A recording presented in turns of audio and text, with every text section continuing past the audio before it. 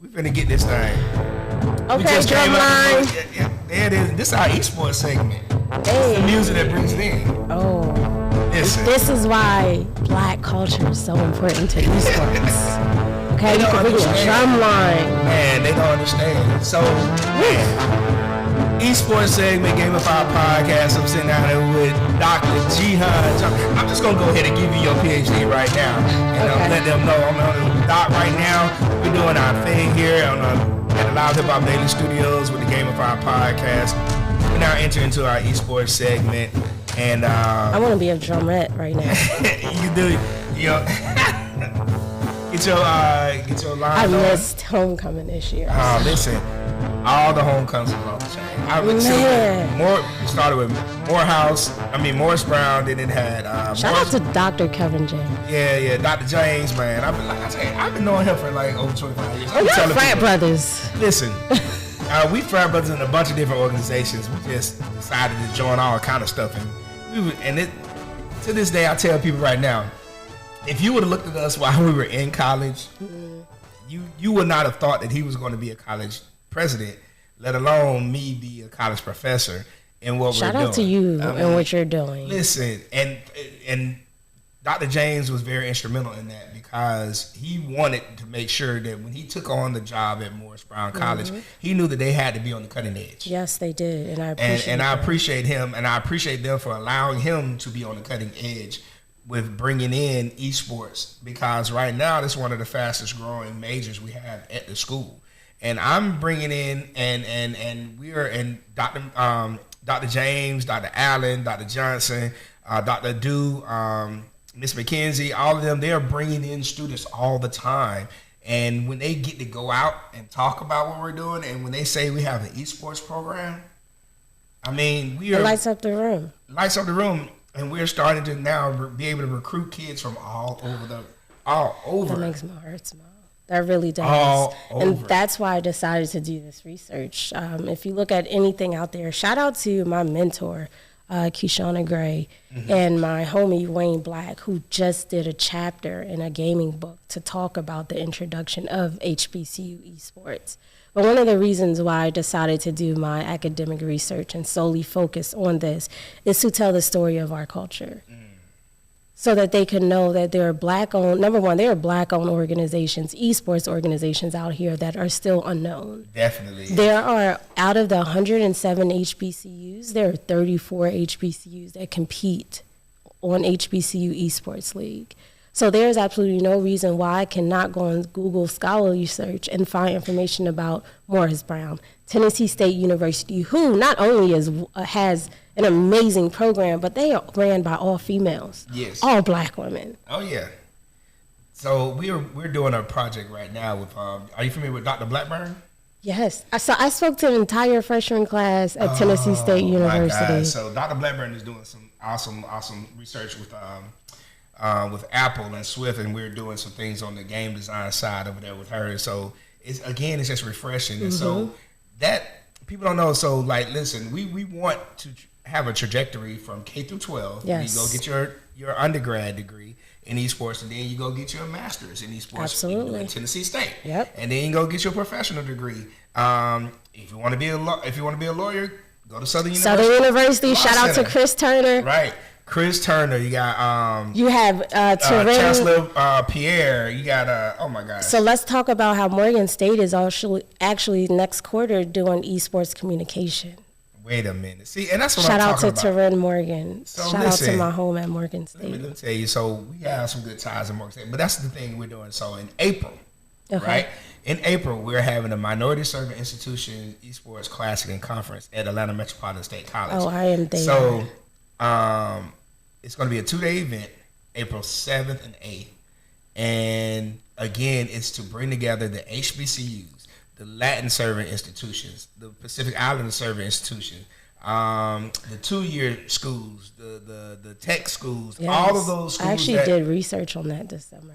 Oh, you had to come and just, we got to get you to speak on that. The landscape of North Collegiate Esports and doing comparison of how 2-year technical HBCUs and PWIs, looking at what they offer, what they don't offer, and how all of them come together. Because HBCUs aren't too far off from PWIs. Oh no. Especially in America, because America itself is still growing when still it comes growing. to it. It's not set in stone, and I tell people all the time, we have the opportunity to be at the ground floor. Absolutely. And so we can really make this thing, because people are still trying to figure it out. Yes. And I mean, HBCUs have been figuring things out for a long time. Hey, so listen, we are the creators. We can make that thing happen. Matter of fact, I went to the UCLA and Alabama State game. And it was so funny to see UCLA's band try to compete with Alabama State. And it was just what are you guys doing? No comparison. But, because I saw Southern at UGA. Yes. That was wild. I went to that game. It was wild. But the same thing. So usually at those type of events, they leave for halftime. Absolutely. But to see all those UGA fans stay and watch, I know it was the same at UCLA. But it is wonderful to see when people get a chance that's not a part of the culture or outside of the culture, to be able to witness and be a part of that. That's why I'm so excited about, our community really getting into esports. Yes. In a real way, so that we can really take that thing to the next level. And I really have a message for parents, because you guys are the consumers. Can we, as parents, program our minds to where we think that it's a negative connotation to be in gaming and esports? Let me tell you something. That's the trick. I have this workshop with my company called "You Could Get With This, You Can Get With That," and it's of explaining the history of gaming to parents, of understanding that we were the test tube babies, we were the testers. The only difference from our kids today to us in our previous time of us having to go to the arcade, having to show up with our friends. Like I said, I'm from Philly, so I used to go to the corner store to play Pac-Man. Right, I used to go to my uncle's frat house, Alpha House, to play Pac-Man and Mortal Kombat. So we used to have to go outside to get our communication, to have our collaboration with our friends. Only thing difference is that our kids are inside. They'll be able to connect with people across the world. We didn't have that access because the internet was just starting. We grew up with the internet. It was like internet was like a little brother to we grew up with Web 3, Web 1. Web 1, yeah. Okay. It didn't even exist. And then, so we were, like you said, the first ones to do it. And then, but now it's funny you say that. Now we're at Web 3. We're at Web 3. Can you explain to everybody what Web 3 is? Sure. Web 3 is just modern day time of where we are taking reality and putting it into a digital space. So I also have a workshop called The Jetsons versus the Flintstones. Because I've always visioned my life like a Jetson. Right. I always wanted to be virtual, innovative, and live into a world where, we were born with technology, and then we're not in this Flintstone world. We're not scraping the roads with our feet anymore. We have to move and understand, and we've been living in Web 3 for a minute. They're already talking about Web 4 and Web 5. And that's the thing I want to hone in on that right there. When you said earlier, we were saying parents, let's get out of this negative mindset of where gaming is. Yeah. Because I'm still talking to even professors about the importance of our community in general, allowing their students to kind of go down the route of really exploring the opportunities that are there, because we usually arrive late. And Absolutely. So if people are just now getting on board with Web 3, Web 4, and 5 is already in the can. And that's where the real money and things are going to be made. So if we're just now doing Web 3, by the time Web 4 and everything else, we still trying to catch up. Man, listen, what I am really appreciative of the Black community now is that we're playing catch up. And some of us are in those areas of where we don't have to play catch up. What we're doing is spreading the awareness so that our community can know. So I've been in tech since 2018. I've known about VR, AR, HoloLens, Esports since 2018. Mm-hmm. So I think us as a collective have to get together to educate not only our parents, because they are big consumers, but also our presidents, our grandparents, everybody within the community to understand. So I'm just going to get into my data standpoint. 87% of us as African Americans game weekly, and it just rose. 3% of us are game designers. It just rose just from 2% to 3%. That is not a lot. And to make that 3% though, it's still taking from different communities to make that 3%. Absolutely. It's not just a homogeneous. It's not just the Black folks. You got to get the Black, the brown, the this, the that, in order to get to that. And that's the problem is we have to stop telling our kids they can't be gamers. Let's look at Kai. Let's look at Kai, the #1 content creator in the world on YouTube, is a black man at 21 years old. And that's the things that have to be pushed forward, right? Absolutely. And so at that event, I think what I'm seeing now in my head is we were already going to do a roundtable, a roundtable discussion for college presidents or administrators, faculty, professors, so they can really understand, because the other part of it is there's a lot of separation. Absolutely. That's happening. And with that separation, it's slowing us down. Because if we all got together, we would kill this game. Just like everybody wants to be the first in this business. Let's set it right. Yeah. Johnson C. Smith was the first. Johnson C. Smith started Esports. Shout out to what they are doing over there. They started the Esports management program. But one of the things is we have to stop trying to compete with each other. It should have never took me, and I'm still working on my summer research, but I still do not have communication from the esports programs at HBCUs because there is no direct staff. They're doing it for the love, right? Part. They're even on the administrative side, it's still kind of a, what is that y'all doing? What are y'all trying to do? And it doesn't make any sense in that matter. And I'm like, my thing is like, okay, the industry is here. The money is there. Absolutely. And we know that our culture is wanted. So right now we can kind of be at the forefront and really demand what's happening and command what's going on if we would come together and do some of the things. And so it's a work in progress. I mean, it's not, we are talking about trying to dismantle something that was put in place through back in slavery. Right? You know, we were doing, it's that crab in the barrel mentality. We've been, our community has been doing it since then, and it's going to take, that was what, 400 years ago, 500 years ago? It's going to take double that usually to change what we need to. But if we can move faster and make that happen, then, you know, you'll be able to see some things happen. And I think we are. So I hold out hope, and I still have hope. I know it's going to change. And it's going to change a lot sooner rather than later. Later, absolutely. And I do believe with this conference that you're speaking on, it's going to push the wheel faster of just bringing, because that's what we need. So you're talking about Pacific Islanders. I'm actually going to Hawaii to work with 2 of the top universities in April with their esports program. Shout out to Sky at University of Hawaii, and then I forgot the other one over at the other camp at Hawaii University, Pacifica.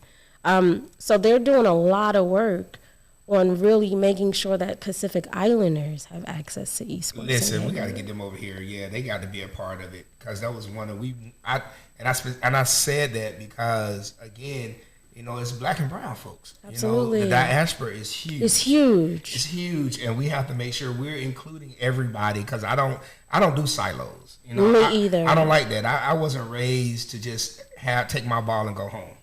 I'm all about curating communities, and curating those communities is everybody that looks like me, whether you're Polynesian, Samoan, Hispanic, which I'm half, and it's just like, let's bring these communities together, because if we bring all of us together, you can't stop it. You cannot stop that power, the flavor. Just imagine bringing a Polynesian cultural experience to esports in general. So imagine this.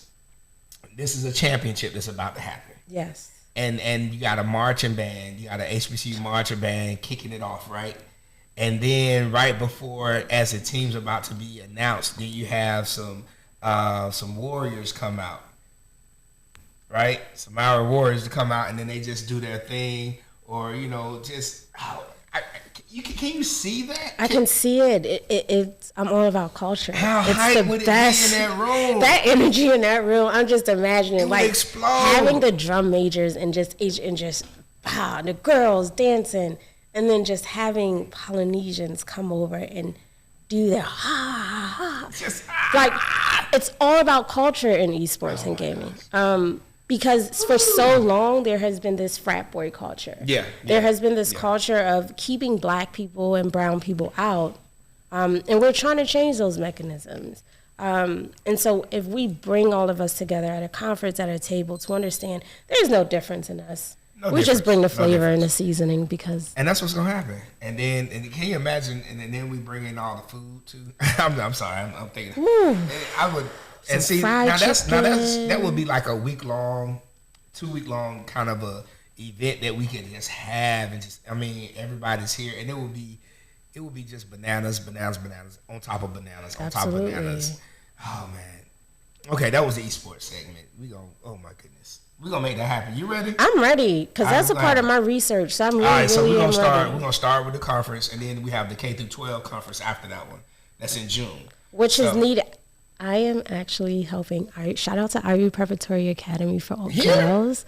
Here? I am helping Ivy set up their first all-girls esports team. Listen, okay, see, and this is why I do what I do. And when I know my people in town, I make sure I get with my people in town, because we have. So I talked with them probably it was right before COVID. Okay. We were talking about doing a program over there. And because they are East Lake, that's where I grew up. Yeah. So they're down the street from us. So they were wanting to do it, but of course COVID hit. So it slowed down everything. But it's great to hear. So now they have. That's where I used to be assistant principal at. Oh, I think you told me. Yeah. That. Oh my goodness. So shout out to Dr. Nichols. I was actually trying to teach over there when I was. Shout out to Victor, who is their computer science teacher. He does coding with culture, and he's specifically about HBCU coding. Listen, we finna blow that lid off. And your sister over at Morris Brown, they're actually about to build Morris Brown and Ivy Prep in the metaverse. Wait a minute. You mean that Morehouse? Yes, Morehouse. Okay. Sorry, not Morris Brown. My bad, Morehouse. I know exactly who you talking about. Yes. Shout out to my sister. Man, so Doc, I was talking with her. Look, I gotta tell her. I think I did tell her. Did I call We were together on Sunday, all of us. Oh my gosh, what was I at? I'm mad about that. But anyway. So that's how small the Atlanta culture is. It is too small. We are all family. The HBCU culture is small. The esports black culture is small. Extremely small. And when people come to Atlanta, and it's funny, people are always like introducing me to somebody, and I'm like, okay, I already know that person. Somebody was on Instagram, on Facebook, and was like, Morris Brown is doing work. I should introduce you. I was like, who? Eric Thomas? They're like, yeah. I was like, that's my big bro. And it's like, oh. Yeah, but like we already know one another, and that's the cool part about it. That's what I really love about it. Because we are often, and I'm not gonna say seldom, we are often the only ones in the room when things are being decided or they're trying to figure things out. And because we're the only ones in the room, we have to make sure that we let everybody else behind us know what's going on. I always tell people, I put my foot in the door. I do. Because they let me in the door, then I'm bringing everybody. I mean, we bomb wrestling. Anything I do when it comes to esports, I always mention the black-owned organizations and the people, the powerhouses behind it, because we are all one. We're all on a united front to push this forward, to push this journey, to tell our journeys. Because I really think it's happening. There's not over 100 black people in esports, and I'm telling you guys that right now. It's not. It may be at 100. We might be there. I will say, over the last couple of years, even going through COVID, what I've noticed was a rise in participation of black folks. Absolutely, the presence. I call it counting my chocolate chips. Like, I'll go to stuff, and I'm like, oh, okay. There's one. Like 2, 3, 4, 5. Oh, wait a minute. We're in here. You gotta come. And then it's like, okay, now I'm gonna make sure that we're continuing to work together. And I'm loving what I'm seeing, because we were not invited. We did not feel welcome at all. But at this point, they love us. So that's why me hosting that esports summit was very major. A black woman hosting an entire esports summit. Oh, it's gonna be more than that. Was major. We're gonna do it. You're gonna do it again next year. And I'm ready. And we got to cover. See, listen, that's what we're gonna do. We're just gonna take this thing on over. Now, this is one of my favorite segments. Okay, let's go. You ready?